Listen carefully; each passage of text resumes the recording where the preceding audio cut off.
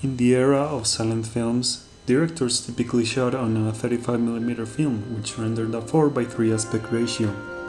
When television came about, they stuck to this standardized format in order to be able to accommodate existing films on TV and to host a bigger variety of content. Shortly after the era of silent films ended, the Cold War began. This will begin a race to develop technology and intel in the US that will surpass that of the Soviet Union. Things like radars, among other devices, were developed during these times. When the radars became no longer of use for the war, US Marines and computer scientists modified and reprogrammed these devices in order to be able to play popular games like tennis. This medium will later evolve into arcade machines and then into home consoles. These home consoles will play on television sets which use the aforementioned 4:3 standard. Any game made for these consoles had to be designed with this aspect ratio in mind. Games were designed with framing meant for occupying the entire space of these square screens. Video games were a medium that would naturally evolve rapidly through time, but this rapid growth led to an oversaturation in the market, and the eventual video game market crash of 1983. Games were becoming dime a dozen and started to feel generic. The general public lost faith in video game consoles, and there was a massive overshoot of manufactured consoles. Many companies went bankrupt and stopped producing video games altogether. Then, a Japanese company, Nintendo, responded to this crash in 1985 with their own home console, the Nintendo Entertainment System, which aimed at avoiding the pitfalls that caused this crash.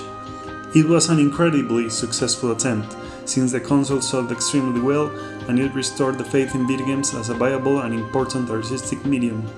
The problem was now that Nintendo had now a monopoly over the video game market, since they were the company that was the most successful in this venture. This will later change in 1991 with a game called Sonic the Hedgehog.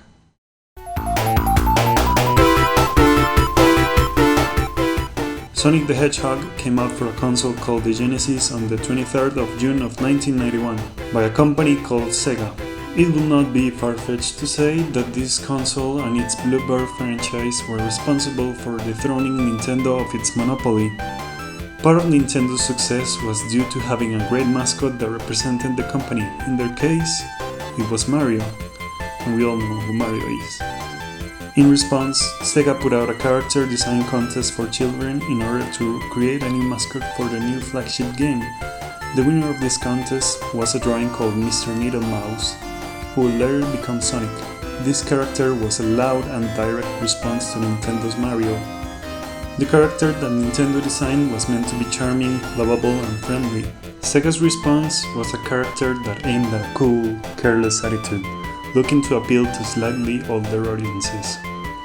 Sonic was then heavily marketed as the competitor to Mario, a character that was way cooler and moved on screen much faster thanks to the Sega Genesis blast processing power. This gave way for Sega to get a hold of 55% of the video game market share in the 90s, where Nintendo used to have 90% of the market share up until that point. Every video game designed during this era had to accommodate its dimensions to the 4:3 aspect ratio. Mario and Sonic were no exception. Enemy sprites, background elements, and hazards were distributed across the screen in accordance to this aspect ratio. The slopes help communicate that Mario doesn't just move in a straight line, he also can move up and down the screen. We can see the player character, which is Mario himself. We can see the UI, which conveys important information to the player, and the ground plane. For Mario games, the screen space did just fine. It was enough space to convey all information necessary to the player to interact with this world. Mario's movement was fast enough so that players could see enemies and obstacles on time and react accordingly. In the case of Sonic, the environment served as a tool to communicate the differences in movement and attitude that this character had in contrast to Mario. As a young kid, I couldn't help but be fascinated by Sonic and his movement. When playing Mario, I held the run button non-stop. Even then, Mario's movement began to feel rather slow after playing it so many times. Not only did this Sonic character run by default, meaning I could go stupidly fast without holding any run button, but I was encouraged to do so by the game's environment. This game showed me that platformers didn't need to be designed just one way. The way Sonic moved gave me a bigger sense of freedom and adrenaline, and the obstacles and all the elements in the environment allowed me to do so. This attitude and speed, however, presented several design problems when faced with this squared aspect ratio. Sonic moved way too fast for some players to see enemies on time and react to them properly. Before players could see an enemy or obstacle and react, they would already get hit by one. This wasn't necessarily a fault in Sonic's design, this was a limitation that stemmed from a standardization imposed by film, a medium that is vastly different to how video games behave. As technology progressed, engineers came up with a 16:9 aspect ratio that came from the average mean of the existing 4:3 aspect ratio and a 2:35 aspect ratio that was being used in cinema. Television would soon follow suit, and naturally, video games as well.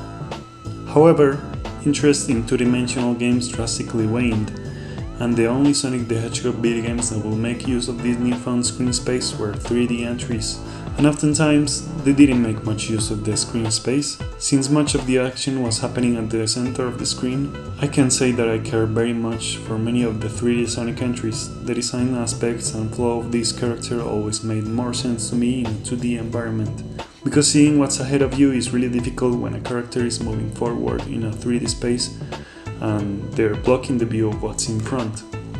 This will all change when two programmers, Simon Thumley and Christian Whitehead, were hired by Sega after the company saw their fan creations and projects. They were tasked with making mobile ports for the classic 2D Sonic games, Sonic CD and Sonic 1 and 2.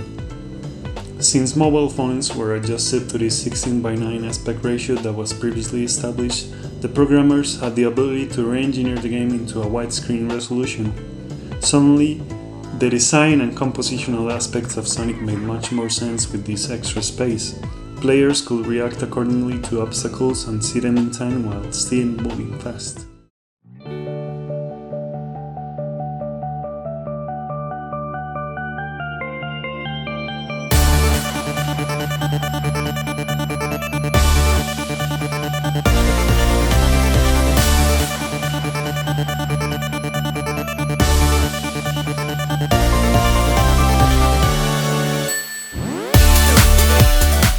All the lessons learned from developing the mobile ports of Sonic the Hedgehog will later benefit Christian Whitehead and a team of developers into making Sonic Mania and release it in 2017, a game developed by friends of the franchise and officially approved by Sega. It will go on to be touted as the greatest Sonic the Hedgehog video game to date. It made great use of the widescreen resolution and the aforementioned benefits that come along with it, all whilst including fresh ideas and correcting the shortcomings of the previous 2D installments. But they also stood on the shoulders of these previous games and never shied away at including multiple nods and references to them in the process. This, to me, is the epitome of Sonic games. It's all that I could ever ask for in a platformer. All the memorable music of the 90s era Sonic was given a fresh coat of paint by the incredible composer T. Lopes as well. Thanks to the extra space, many compositional aspects of the game were expanded. Cutscenes now had the main characters and antagonists harmoniously distributed across the screen, following principles like the rule of thirds and even the golden ratio, which tends to indicate how we read images from left to right. Thus, Sonic being the protagonist is at the top left, but in this case, Dr. Robotnik is fighting for relevance in the picture with the size of his robots and highly contrasting colors. This cutscene is about him and the misdeeds he's about to commit, hence why we see a crouching, scared Sonic. Designers should always have creative freedom over their vision for what their game can do in accordance to what their team is capable of. This, however, isn't always the case due to the context and technical limitations of the time. Sonic may seem like a freeing character and concept, but it was designed directly in response to Nintendo's control over the market. His speed and attitude may seem enticing, but it was severely limited at first due to a standard that began before video games ever existed. It is important to be aware of these limitations in order to be able to think how to work around them. And thankfully, thanks to the advancement of technology, many of these previous limitations start to thin out, and we're able to explore the full potential of previous ideas and concepts that couldn't be explored before.